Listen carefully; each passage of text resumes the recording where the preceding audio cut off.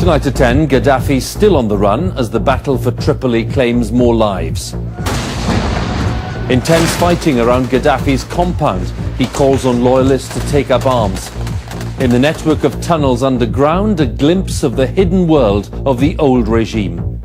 This secret world was incredibly well constructed. The ceilings here are very high, the walls are very solid. Now it's the battle for Sirte, Gaddafi's home city, where the rebels encountered tough opposition. And the price paid by Gaddafi's enemies is increasingly clear. We have a special report. They're going to take these 4 away and bury them soon. They've all obviously died of gunshot wounds at close range. We'll have the latest from Tripoli, where there's now a desperate shortage of food, fuel and medical supplies. Also tonight, another record year for GCSE passes. We report from a school doing well in a challenging area. A surge in net migration to Britain. Ministers say the new rules will soon make a difference. And what's the future for Apple, now that the man behind all of this is stepping down? In BBC London News, Scotland Yard warns rioters on the run that they will be caught as arrests in the capital top 2,000 and tributes are paid at the funeral of a North London soldier killed in Afghanistan.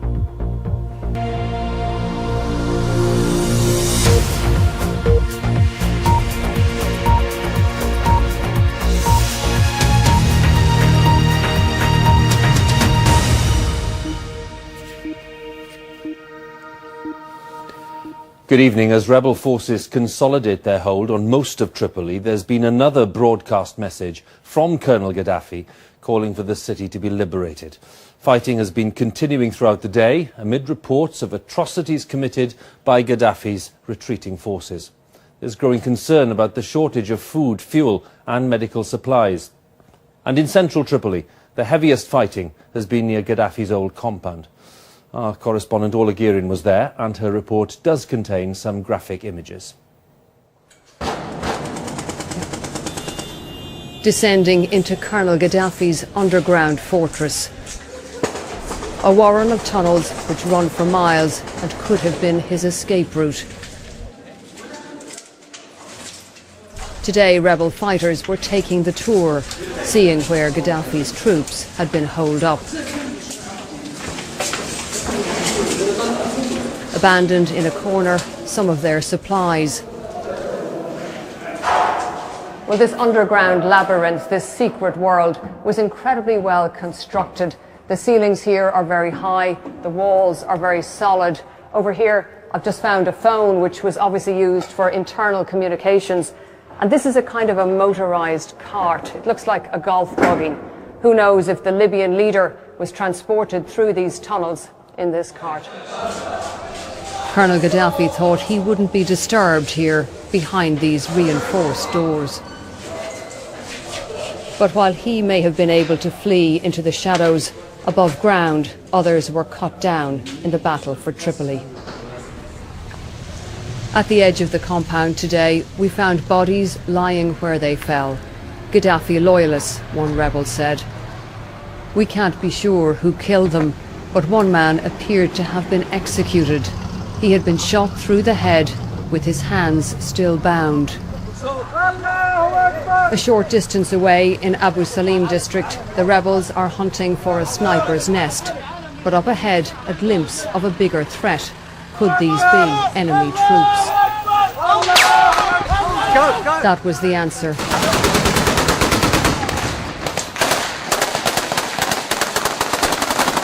Soon, a full-scale street battle.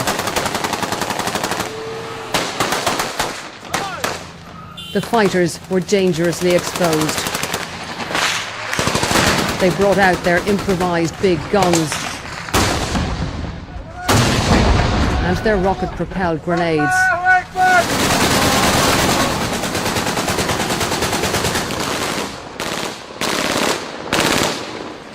Another long burst of rebel gunfire there. They believe there are Colonel Gaddafi's troops just a little distance up this road. They've been trying to push forward. They say it's...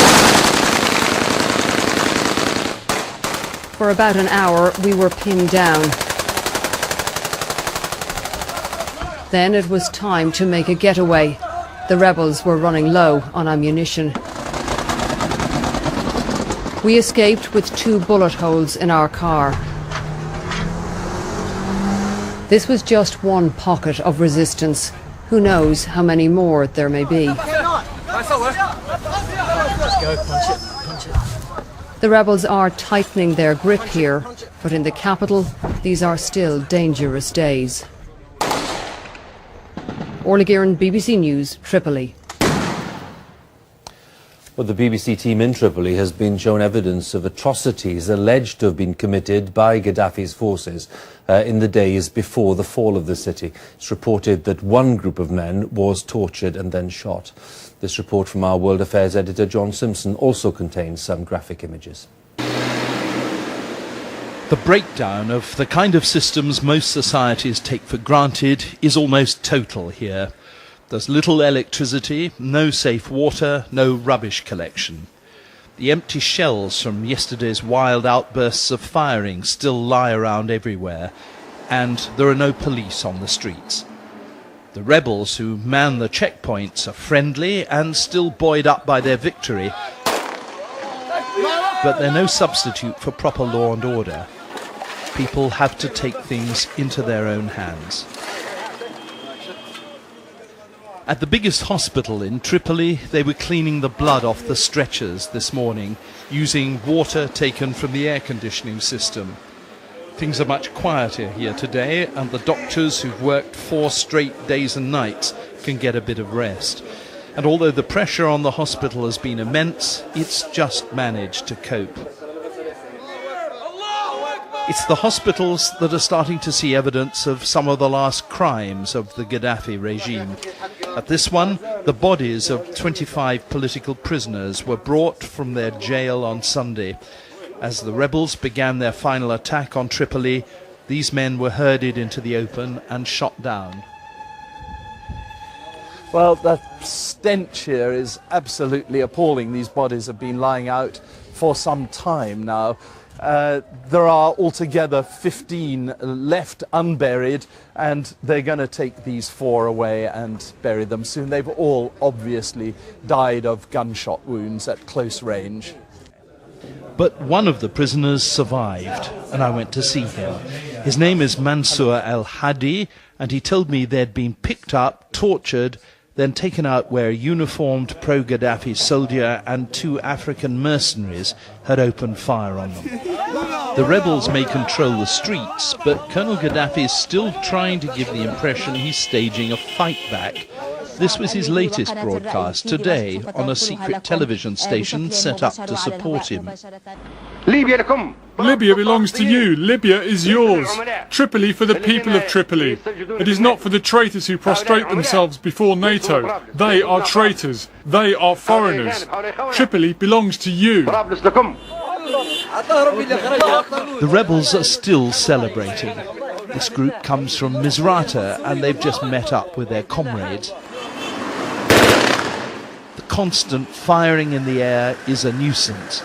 But even though most of the rebels come from other parts of the country, they aren't behaving like a conquering army, and there have been no reports of looting or mistreating ordinary people. They're full of confidence about the future. This is Marwan, who's come from Wolverhampton. We can do it. We've done it with Gaddafi. We can build it ourselves. We can do it. We can sweep the streets. We build houses. We do everything for our people. Colonel Gaddafi's regime did huge damage to Libya. The vast oil wealth was spent on things like his palaces, this one for instance, rather than on the Libyan people. Now it's payback time. John Simpson, BBC News, Tripoli. Well, all the signs are that Gaddafi's last remaining stronghold is the city of Sirte, his birthplace, still home to many loyal supporters. Rebel forces have been advancing towards the city during the day, but their progress has been blocked by Gaddafi's forces. Sirte is some 280 miles to the east of Tripoli, and the rebel front line is now thought to be some 60 miles from the city itself. Our correspondent Paul Wood sent this report. It's not quite over yet. This afternoon, Grad rockets exchanged fire in the desert. Tanks too.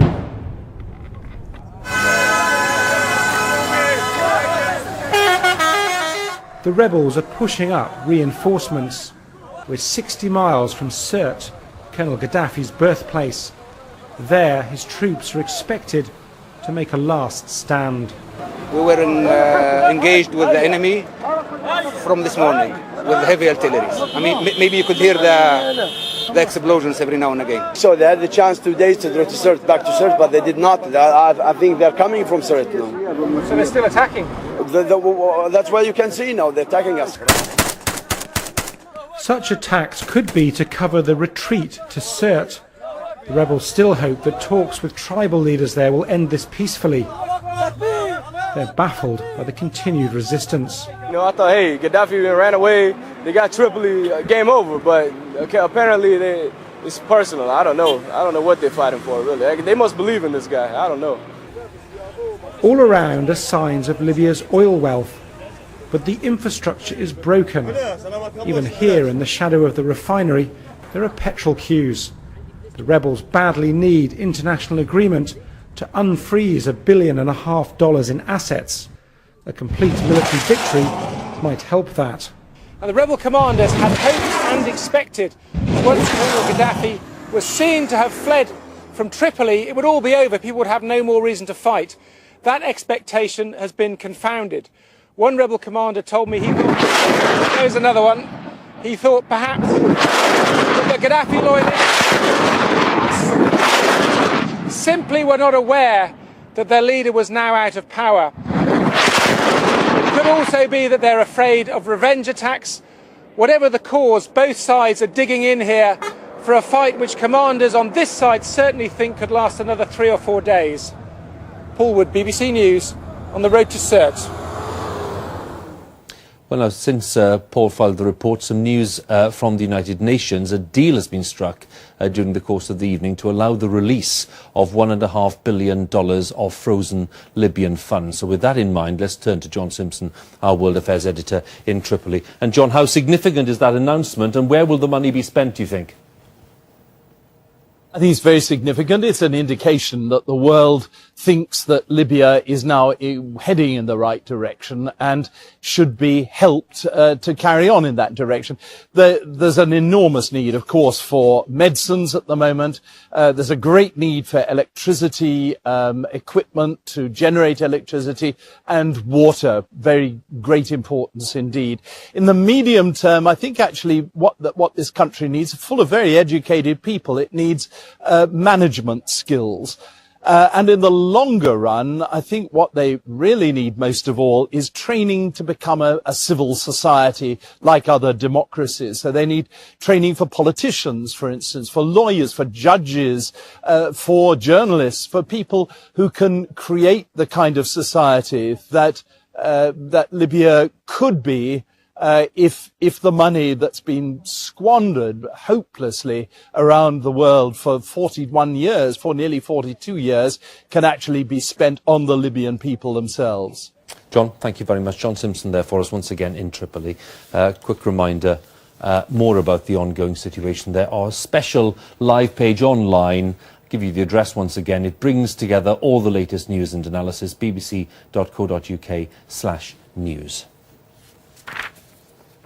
Some of the day's other main stories. It's been another record year for GCSE results.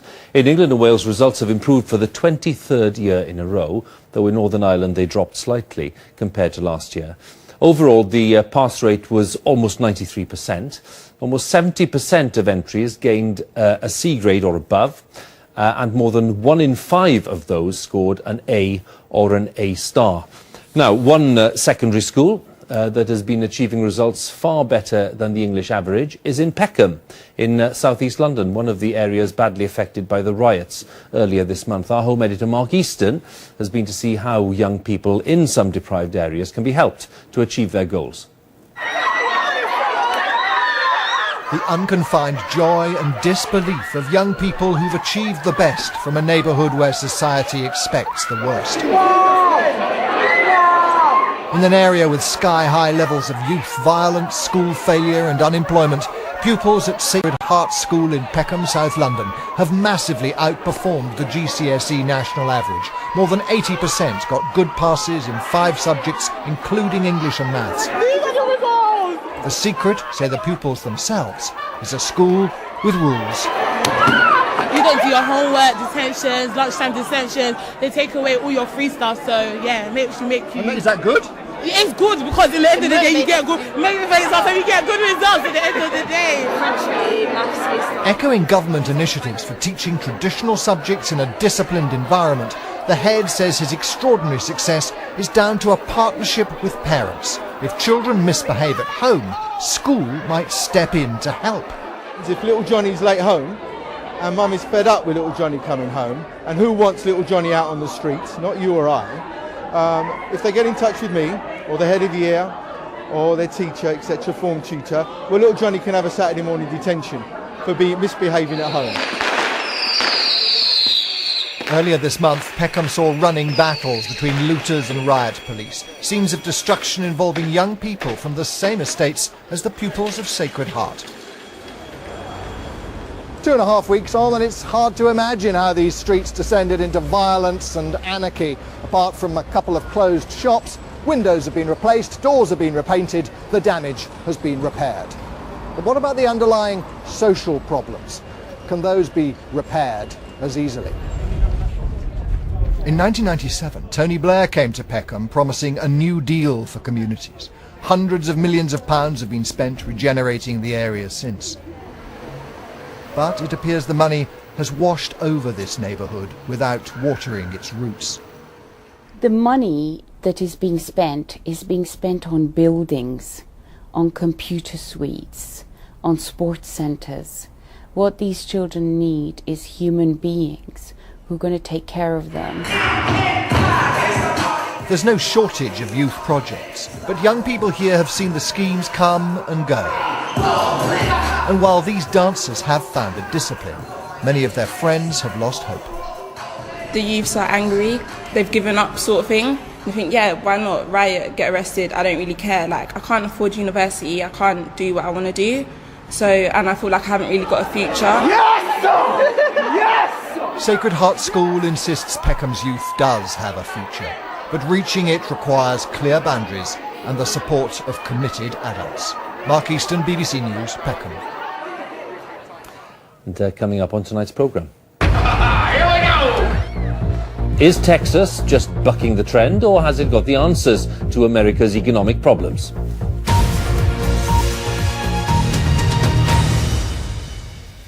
It's been a big increase in overall migration to Britain, thanks in part to a significant fall in the number of people leaving to live abroad. Last year, the difference between the number of people coming to live here and those leaving was 239,000, a rise of nearly 21% on 2009. Ministers insist that changes they've made to the system will begin to make a difference soon, as Tom Simons reports. You never used to see these on the British High Street, the Polish shop. But since Eastern European countries joined the EU in 2004, more Poles have been exercising their right to find success in the UK. Poland, the recession starting, and also standard of living is very, very low. The wages are low, and the cost of living is nearly the same as in this country. The girls here in the shop, they earn 5 or 6 times more in England. Last year, the Conservatives pledged to radically reduce overall migration to Britain. I believe that that will mean net migration to this country will be in the order of tens of thousands each year, not the hundreds of thousands every year that we've seen over the last decade. Net migration, the government's measure of success, is the difference between the number of people coming into the country and the number leaving. Getting it down to tens of thousands means balancing Britain's migration scales. In 2010, there were 574,000 immigrants. Almost balancing that were the people who emigrated, 427,000. But by 2010, that number had fallen to 336,000, a 6-year low. Result, net migration, the difference between the two, has risen to 239,000. Now, the government can't force British residents to emigrate, and under EU law, it can't restrict the movements of European citizens. So it's limiting students and foreign workers to reduce levels of immigration. Those numbers are outweighed by increasing numbers of people coming from Eastern Europe to work, which obviously the government can't do anything to control. So there's a real danger for the government here in promising to deliver something on immigration, which is an overall reduction, which it can't actually deliver because there's large parts of immigration which it can't control. Ministers accept they can do nothing about Eastern Europeans now working here, but they do have hope. What any sensible government does is control what you can control. What we can control are the numbers of people coming here from outside the EU who provide the vast bulk of the overall net migration increases that we saw under Labour. Some experts said tonight the government could only hit its target if it ignored the thousands of Poles already here and measured success by the number of non-Europeans denied entry. Tom Simons, BBC News. A fierce debate about the best way forward for the US economy has affected share prices as investors wait for a major statement tomorrow by the chairman of the Federal Reserve, Ben Bernanke. He's been widely expected to unveil a new package to stimulate the struggling US economy. But some prominent Republicans, including presidential contender Rick Perry, are firmly opposed to spending more money. He's advocating the low-tax strategy of his native Texas, as Mark Mardell found out. We're going to do this every night till we get it right. Here we go. They're proud of their rodeo stars in Texas, free, daring and a little bit wild. Some boast the very virtues that have allowed them to hang on during the recession, bucking the trends, not least the governor who would be president. We have freed the entrepreneur. We've freed small businessmen and women to go out and create the jobs that in turn create the wealth. We're up here in the air looking at a slice of the Texas miracle, a development that's bigger than Manhattan. It's got rail lines to bring in containers from across the world, the biggest cargo airport in America, and even an estate of homes for billionaires. So what is it that's luring companies to Texas? The man behind this project is certain it's in part Perry's policies. Very low tax, low regulation, and pure economic freedom. When you're free in this economy to do your work and build your business, that's what makes this state special. But Texas is not a great place to be poor. The employment rate is only a little better than average. Many jobs are low paid. Many have no medical insurance and fail to finish school. Pastor Gerald Taylor is particularly alarmed that in an attempt to balance the books, the education budget is being slashed. No one really likes paying taxes. Now, if I lower the taxes, then it makes it easier for those that have, makes it easier for the have to keep what they have, and makes it harder for the have-nots to get anything. So it's not good for us. It's devastating our communities. Few here see a Texas miracle, but there's confidence in the state. Rough right now, really rough right now, but I mean, it's not as bad as a whole lot of other states. There's a whole lot of other states that's in worse shape than what we're in right now. Most of these buildings were not here 30 years ago. Richard Fisher of the Federal Reserve Bank of Dallas is proud of his city and his state's economic record. 100 families in Dallas gave over $1 million apiece to pay for that. He sees it as a model for the whole of the USA, but he admits it's a choice. Very low taxes, and also as a result of that, of course, we have very low services that we deliver to the people. The nice thing with the United States is you can vote with your feet. You don't have to be here. You can go somewhere else. The numbers are that people are coming here in droves. Even if Governor Perry doesn't end up as the Republican standard bearer, his vision for his state is central to the party's appeal. This state's tough, rugged individualism may be ideal for the rodeo, but is it the best way to create jobs and grow the economy? That seems set to be one of the main issues in next year's presidential election. Mark Mardell, BBC News, Texas. Steve Jobs, the man who's made Apple one of the richest and most successful companies in the world, is to step down as chief executive. He's been on medical leave for much of this year after receiving treatment for cancer. Mr. Jobs has overseen the huge success of the iPod, the iPhone and the iPad, and news of his decision reduced the company's share price today as investors wonder whether Apple's creative drive will now start to weaken. Rory Ketlin-Jones explains. From the Macintosh onwards, he's persuaded consumers to pay top prices for gadgets like the iPhone and iPad that look, and sometimes work, better than their rivals. We're going to make some history together today. Apple's founding genius was never one to undersell his products, but now he's stepping down. Steve Jobs has been in poor health for some time, and in a letter to Apple's board he wrote, "I have always said if there ever came a day when I could no longer meet my duties and expectations as Apple's CEO, I would be the first to let you know. Unfortunately, that day has come." You've just seen some pictures of Macintosh. Now I'd like to show you Macintosh in person. Despite his early success with the groundbreaking Mac, Jobs was forced out of Apple in the 80s, but returned a decade later to breathe new life into what had been an ailing company.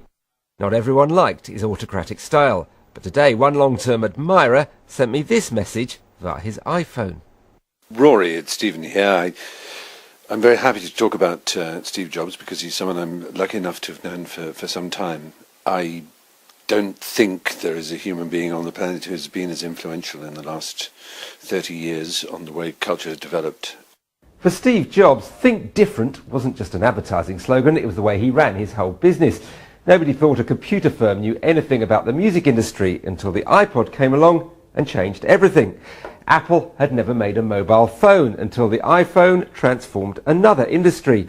And the idea that millions of people might want to use a tablet computer seemed far-fetched until Steve Jobs showed off the iPad. Now his firm will have to think different without him. Continuing to break new ground without the man who's come to embody Apple is bound to be a challenge. I think it's going to be hard for them to really find that level of commitment and passion that Steve brought. That said, there are still really extraordinary people at Apple, and it's still, I think, one of the great companies in the world. Apple's history has been about more than just one man, but Steve Jobs' successors will now have to prove that they too can spot what consumers want before they even know it themselves. Rory Catherine-Jones, BBC News.